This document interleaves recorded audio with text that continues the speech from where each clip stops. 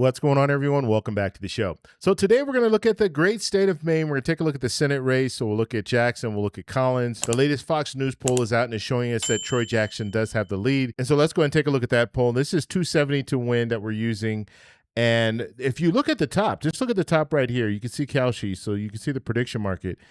It has Troy Jackson at 66%, has Susan Collins at 34%. And you see Troy Jackson tick down 1 point, and you also see Susan Collins tick down 1 point. But if we're looking at this, you see that Troy Jackson does have an advantage here. And so according to the prediction market, Troy Jackson does have a lead. I'm not going to say it's a substantial lead, but he does have a lead. Now, when we look at the latest polling, we see this Fox News poll here. This was posted on 8/12/2026. You had 1,000 registered voters. We do like to see likely voters, but registered voters is okay. The sample size, I think, is good at 1,000. The margin of error, plus or minus 3%, I think that's also good. Now, when we look at the actual poll, it's showing Jackson at 48%, it's showing Collins at 46%, and it's showing other at 6%. If we look at the average of the two latest polls here, you see that Troy Jackson's at 48.5%, Susan Collins is at 46%. And if we go down and we take a look at the University of New Hampshire poll, this was posted on 7/21/2026. You had 1,178 likely voters. So sample size is good, likely voters is good, margin of error 2.9%, so plus or minus 2.9%. That's also good. In this poll, it had Jackson at 49%, had Collins at 46%, and other at 5%. And so what we're seeing in the two latest polls is you see that Troy Jackson does have the lead, but the lead is within that margin of error. There's no clear leader. We know how Susan Collins usually underperforms in the polls.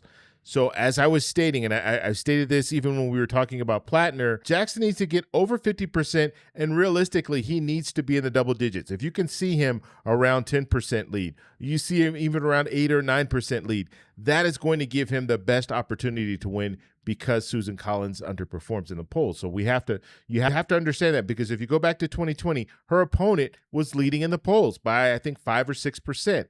And then on election day, Susan Collins won by like 8%.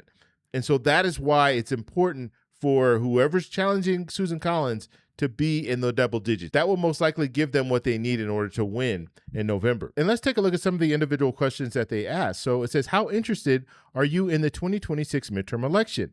And it says, are you extremely at 51%, very at 32%? The total there is 82%. And if I do the quick math here, it looks like the total should be 83%, but 82, 83% is around the same. And then we look at not interested, so not very, 12%, not at all, 5%, and then don't know, 1%. And so the total in the not interested is 17%, but the total in the interested is 82%. Now, why is this important? This is important because if you have a large group of people that are very interested in voting, that is bad news for Susan Collins, because Susan Collins is the incumbent. And usually when you see people that are energized to get out and vote, they want to vote against the person who's in office. That's why they're energized. Generally, a low voter turnout is good for the incumbent. So if we saw people that really weren't interested in voting, that would be beneficial to Collins. But the fact that we're seeing the majority of people that were polled here extremely interested in voting, that isn't good news for Susan Collins. So even if we're looking at the polls and you're saying, well, I talked about that whole margin there, the underperformance for Susan Collins, putting all of that aside, this is one poll that's showing that Jackson has an advantage if we're seeing people that are extremely interested in voting. Now here they're comparing two polls here. So how motivated are you to vote in November election? And then it says motivated, 88% total, extremely at 61%, very at 26%.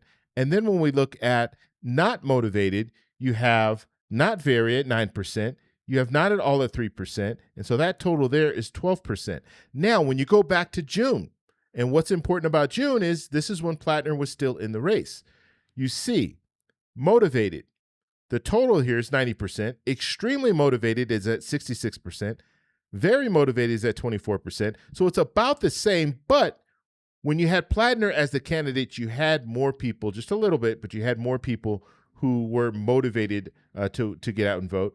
And then the not motivated, you had not very at 8%, not at all at 2%, and then don't know at 1%. And so if you look at the numbers there was more motivation in June than there is now. Could it be because of the candidates? It could also be because of Susan Collins. So we have to mention that as well. But generally, when you see people that are motivated to vote, they're usually wanting to vote for someone else, someone other than the incumbent. And so now I want to land the plane. Let's go ahead and take a look at the Senate map. So looking at the Senate map, the reason why Maine is so very important is because Democrats, if they want to take back control of the Senate, they're going to have to go through Maine, and this is why. So if we're looking right now, and I have 9 states in the green, these are 9 states that are in play. 3 of these states, Democrats need to defend, and the 6 other states, Republicans need to defend. And so let's take a look. When it comes to Democrats and independents, they're at 44, Republicans are at 47. Democrats have to defend Georgia, they have to defend Michigan, and they also have to defend New Hampshire. If they can defend those 3 states, they need to also net 4 states in order to take back control of the Senate. And what could that look like? It's most likely going to have to go through Maine. So Democrats could win in North Carolina. Democrats would need to win in Maine, and then they would need to pick up 2 more states. And so the most likely outcome at this point, if I'm looking at the map, I would say Ohio. Democrats have a really good shot at winning in Ohio. I also think they have a really good shot at winning at Texas. And the reason why I'm saying that is because look at the latest polling when it comes to Texas. Tallarico is leading in most of the polls. I think the latest poll showed Paxton ahead. However, 6 polls prior to that, or 7 polls prior to that, Tallarico was winning. And then when you look at the prediction market, it's 50-50. And so with that information, I think Tallarico has a very good chance, a really good chance at winning in Texas. And so if we were to back up and look and say, okay, Democrats need to win 1 out of these 3, I think their best shot is going to come in Texas or Alaska. I think Iowa would probably be that state that still leans red, so it still leans for Republicans. Democrats could still win there. Tara could still win, but I'm just looking at the map. These are probably the easier pickups, Texas and Alaska. So if it played like this, if Democrats are able to win Texas, they would have 51. So Democrats and independents would be at 51. Republicans would be at 47. You still have 2 states, but Democrats would take back control of the Senate. Now, Democrats still have an opportunity to do even better if they win in Alaska, which is very possible. Now, Democrats and independents will be at 52. Republicans would be at 47. Let's say Republicans are able to pull it out in Iowa. Now we're looking at the final seat count of Democrats and independents at 52 and Republicans at 48. This is a very realistic map that we're looking at here. This could potentially happen just based on the latest polls that are coming out, just based on the prediction market. And looking at some of these races, we can look at fundraising and also get an idea that some candidates are doing much better than others. Now, when it comes to Republicans, they do have a large war chest. Okay, so not looking at the individual candidates, but just looking at their war chest overall, the party has money. And so they will be able to get money into some of these different races, like Texas is a good example. Paxton is struggling to raise money compared to Tallarico, but Paxton has backing from the Republican Party to give him more money. But just because the Republican Party has money doesn't mean that they have support in Paxton or support in some of these other candidates. Because one of the things that's interesting is when you're looking at Tallarico, he's able to raise a lot of money. These are a lot of small dollar donors, which means that you have people that are behind him.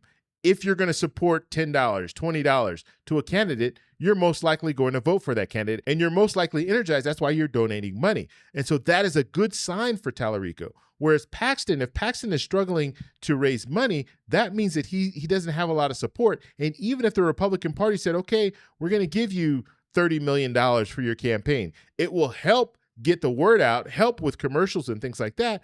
But you don't have that initial, you don't have people who are initially energized and wanting to support you. And so honestly, I would rather be in Tallarico's situation where he's getting the small dollar donors. He's getting people energized that are going to go out and vote for him. Because just because you have money doesn't mean that you're going to win an election. You need to have that support. You need to have people that are out there and wanting to vote for you. And so ultimately, I want to know what you guys think. What do you guys think about the Senate map? Do you think Democrats have a chance? And then the last thing that I want to leave you with, this is the prediction market. This is Kalshi, and it's showing which party will control the Senate.